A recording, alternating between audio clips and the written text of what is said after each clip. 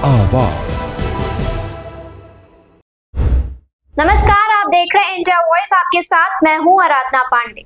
बिहार में विधानसभा चुनाव के लिए अब कुछ ही महीने का वक्त बाकी है और इसी के साथ सभी प्रमुख गठबंधन, चाहे वो महागठबंधन हो या एनडीए, चुनावी तैयारियों में पूरी तरह जुट गए हैं। लेकिन इन तैयारियों के बीच एक कैटलिस्ट फैक्टर ने सबकी बेचैनी बढ़ा दी है। हम बात कर रहे हैं लोक जनशक्ति पार्टी रामविलास के नेता चिराग पासवान की। उनके अगले कदम को लेकर एनडीए और महागठबंधन दोनों खेमों में अटकलें तेज हैं, खासकर तब जब चिराग पासवान ने सभी सीटों पर चुनाव लड़ने की बात कही है और खुद को मुख्यमंत्री चेहरे के तौर पर प्रोजेक्ट करने की कोशिश में दिख रहे हैं। हालांकि एनडीए में सीटों के बंटवारे को लेकर चर्चाएं जारी हैं। क्या चिराग पासवान 25 से 28 सीटों पर सहमत होंगे या उनकी मांगे और अधिक होंगी, यह आने वाले समय में ही साफ होगा। लेकिन आराम से अपने चुनावी अभियान का आगाज करते हुए चिराग पासवान ने बिहार के लिए एक नई शुरुआत का संकेत दिया है। बिहार विधानसभा चुनाव से पहले राजनीतिक हलचल तेज है। लोक जनशक्ति पार्टी रामविलास के नेता चिराग पासवान ने अपने चुनावी अभियान का आगाज कर दिया है।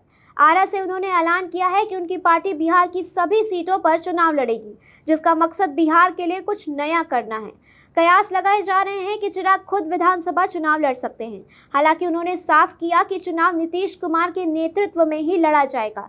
चिराग का कहना है कि विधानसभा चुनाव लड़ने का विचार पार्टी के स्ट्राइक रेट को मजबूत करेगा और गठबंधन को ताकत देगा। वो गठबंधन के भीतर किसी भी दरार की बात को नकारते हैं।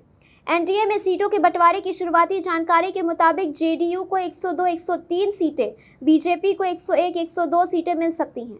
चिराग पासवान की पार्टी को 25 से 28 सीटों का ऑफर मिलने की संभावना है। बिहार की राजनीति पर हमारी नजर अगले कुछ हफ्तों तक लगातार बनी रहेगी, क्योंकि यह चुनाव बेहद दिलचस्प होने वाला है, जिसमें नए खिलाड़ियों के साथ साथ पुराने दिग्गजों के बीच भी नए समीकरण देखने को मिलेंगे। ऐसी और खबरों के लिए आप देखते रहिए इंडिया वॉइस। धन्यवाद।